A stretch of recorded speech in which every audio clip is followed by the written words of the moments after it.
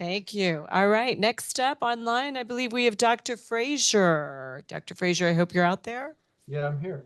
Oh, good. Let's give you a little introduction. Dr. Tom Frazier is a licensed clinical psychologist. He received his PhD from Case Western Reserve University. He joined Cleveland Clinic in 2006. And from 2013 to 17, he was the director of the Cleveland Clinic Center for Autism and the Learner School, which provided assessment, behavioral intervention to children and young adults. He was the chief science officer at Autism Speaks from 2017 to 2021, and he's currently the national board chair. Ladies and gentlemen, Dr. Tom Frazier. Thank you very much. Appreciate it. Really grateful to be invited back to talk to this group.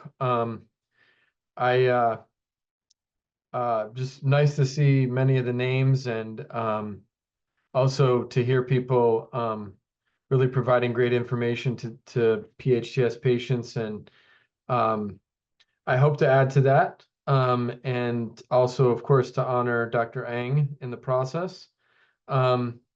My interest, as many of you know, is in trying to understand the sort of cognitive and behavioral aspects of PHTS, along with a lot of colleagues. Particular, I want to mention Dr. Robin Bush at Cleveland Clinic, who has done really great work, particularly in the adult side of the population. Also working with Dr. Patricia Kloss, who has seen many of our pediatric patients.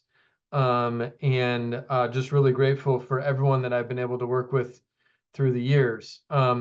I do have a number of disclosures. I don't think any of them really affect this talk, to be honest. I think, this is kind of, this is work near and dear to our heart. Not a whole lot of conflict of interest around this stuff. What I'm going to do, because many of you have heard me talk several times, and also you've heard Dr. Bush talk as well. So Robin and I kind of decided it'd be best if we focus on some new information.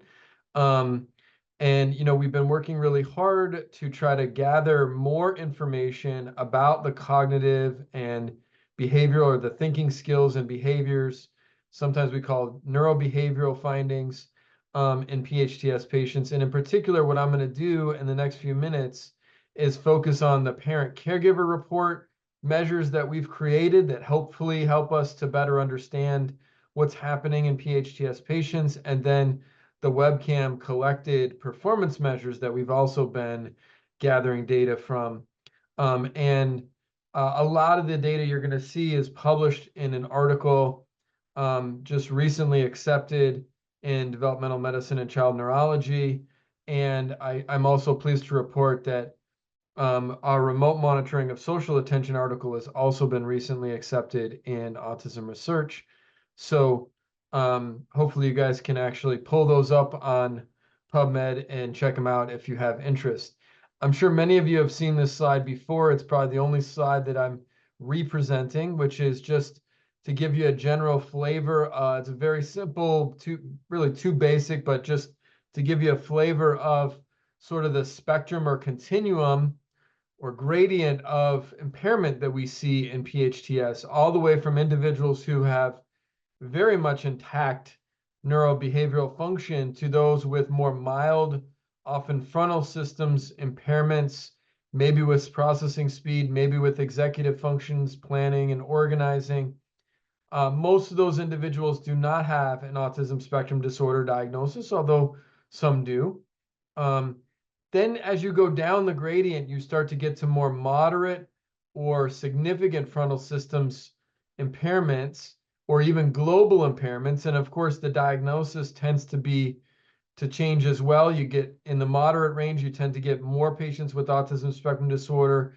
And then in the global range, you tend to get autism and intellectual disability diagnoses.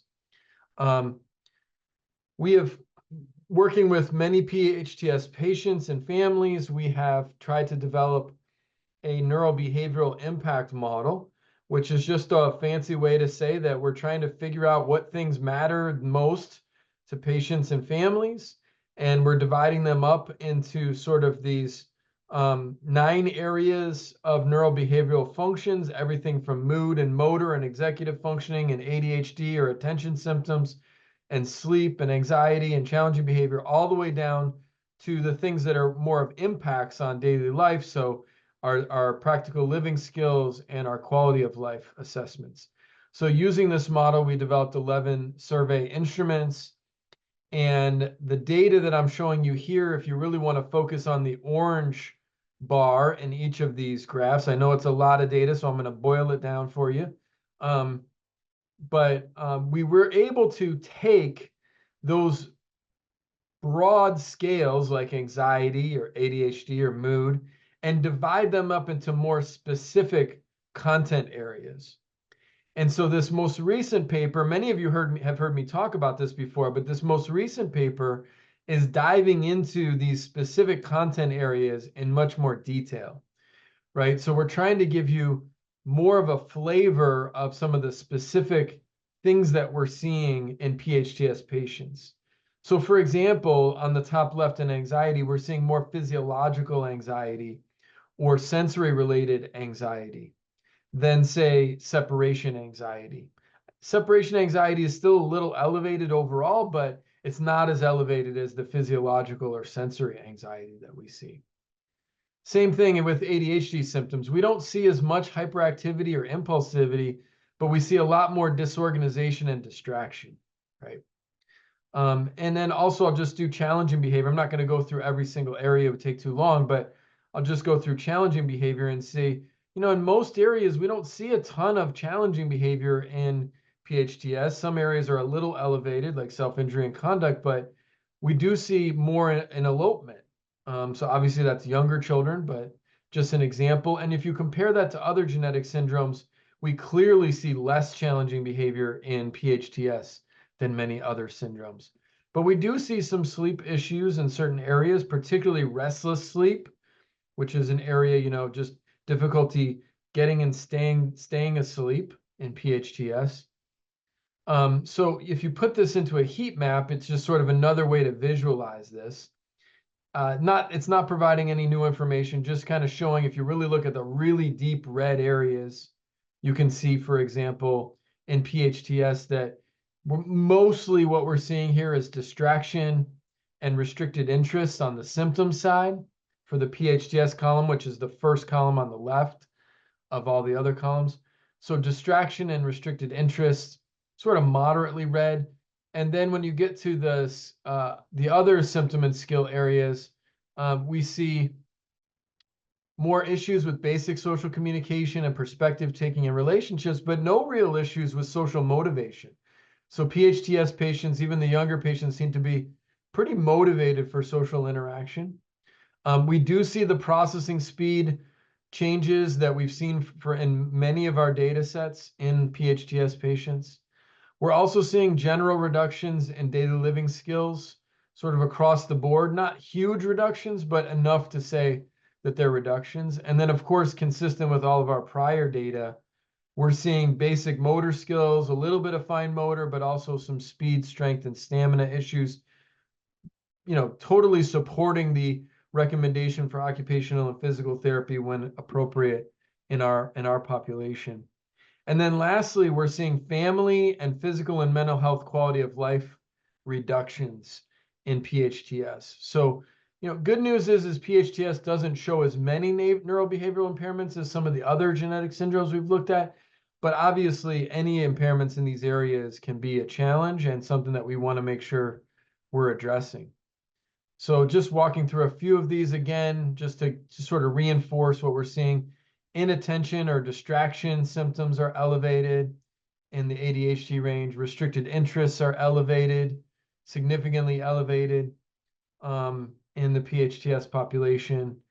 Again, overall motor issues, including basic skills and speed, strength, stamina, are reduced in the PHTS population. Fine motor is still reduced, but it's just not as big. We're also seeing, overall social communication impairments, maybe not quite as significant as SYNGAP and some other neurodevelopmental genetic syndromes, but we're definitely seeing it in basic social communication, perspective taking, and relationships.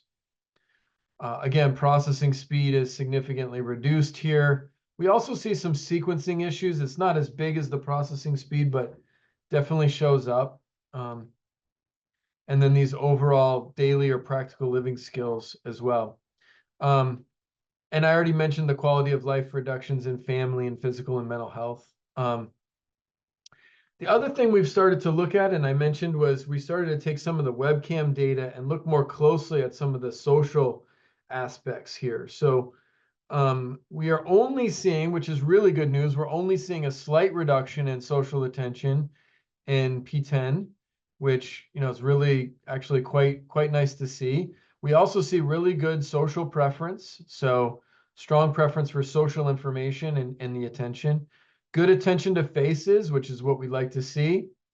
We are seeing some increased attention to non-social information, though. So this kind of makes PHTS individuals have a little bit more difficulty with differentiating social and non-social information. So we would ideally not like to see so much attention on things that we really shouldn't be attending to.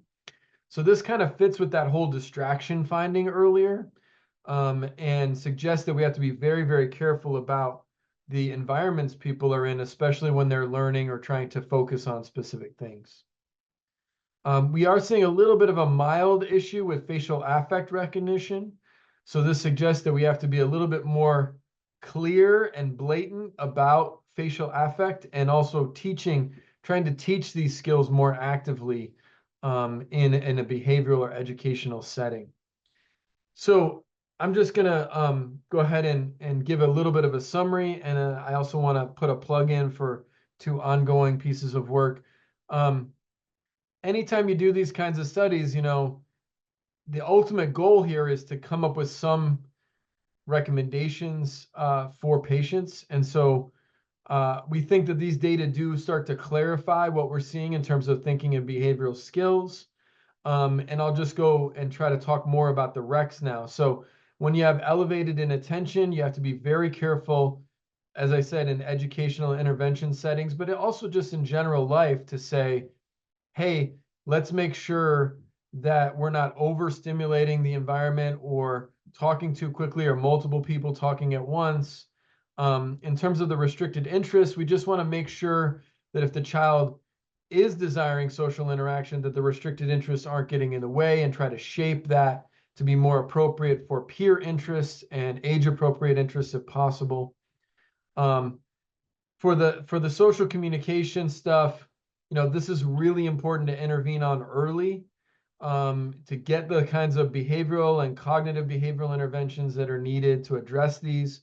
Also to make sure that they're on the IEP if this is a particular skill area or challenge area for that individual. Make sure that we're working on these. And you always, if social motivation is good, which it seems to be in most individuals, then the next step is social communication.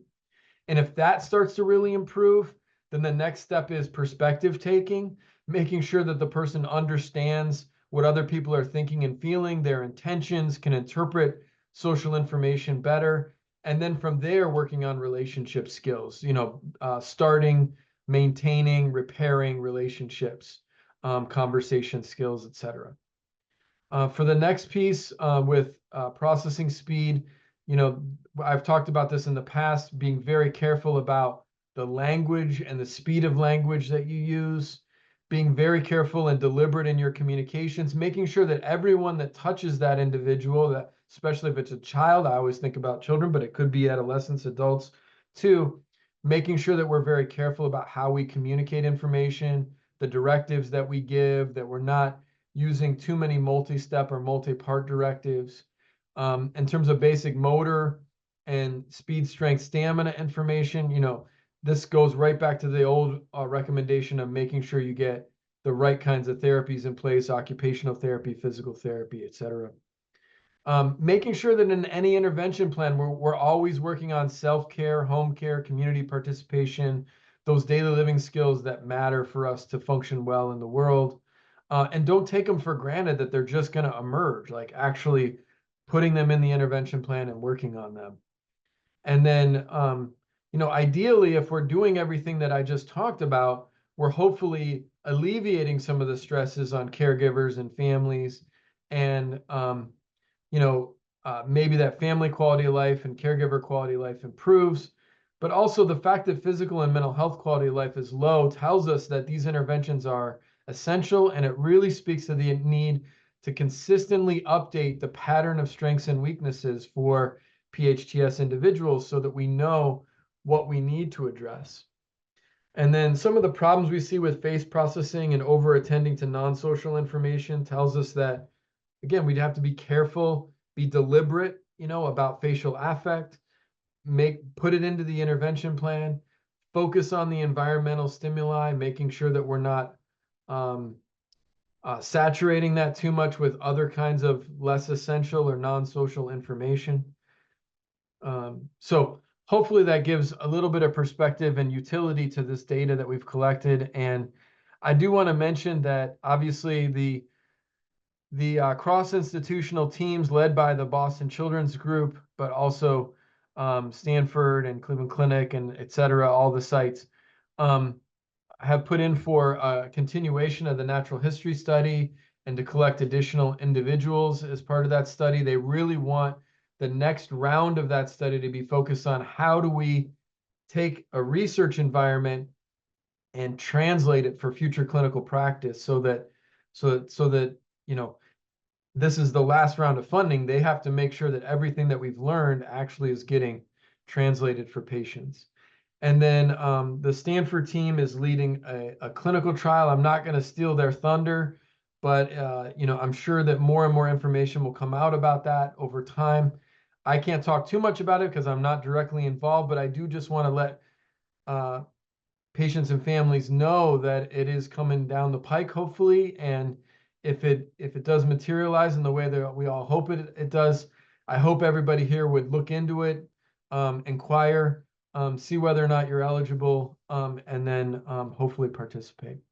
So thank you very much for your time and attention. And I think I have time for a question or two, but I also want to make sure Kristen and everybody can keep on time.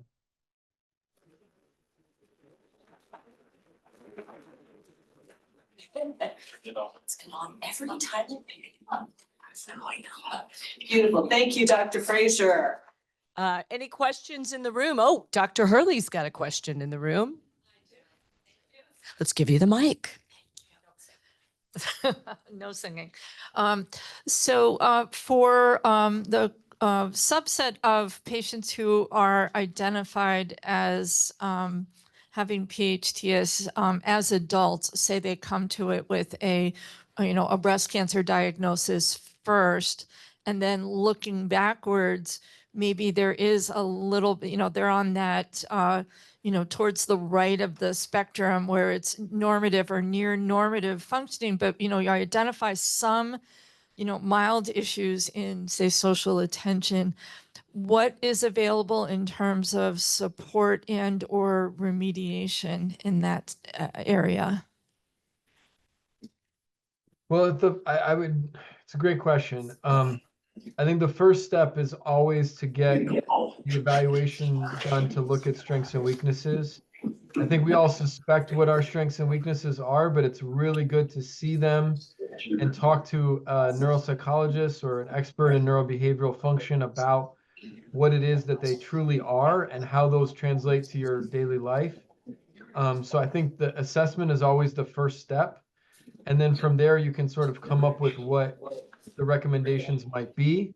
It is not unusual for people to experience anxiety or even depression or some mood lability around sort of carrying a long history of challenges, whether they be executive functioning challenges or otherwise. With the executive functioning, which is most common in the scenario that you're presenting, there are a lot of things we can do to support people. Some of it is remediation, where it's like, okay, we want you to work on this. And some of it is setting up the environment to be more successful. So it really is a matter of working with somebody who wants to sort of tailor an intervention plan for you for that. There was another part of the question that I feel like I'm not answering. Can you just reiterate it? What did I say? Well, it was support and remediation, and also sort of how to even describe this space between, the folks who are neither fully normative, but Yep. also don't carry a diagnosis of autism spectrum. Right. Well, sometimes there's another diagnosis that is appropriate, and you're right. Sometimes it's just this sort of limbo area where you have some executive functioning challenges, but no other diagnosis is necessarily appropriate. And I would just say in that case, it's still worth getting an evaluation. And regardless, like I always tell people, the whole reason for diagnosis is to point towards intervention. But if you've got a strong neurobehavioral evaluation, then use that information to identify what you need, right? The diagnosis is not the most crucial thing at that point. The most crucial thing is your own strengths and weaknesses, your own pattern of challenges and abilities. And so once you have that pattern, that's really what you want to hang your hat on and move forward. At that point, who cares if you do or do not have a diagnosis? You just want to operate from what you know about yourself or what you know about the individual. Thanks, that's helpful. I'm going to reach out separately for referrals. If that's people to you. Hi, Tom. Holly Peterson. I don't know if you can see us at all, but Yeah.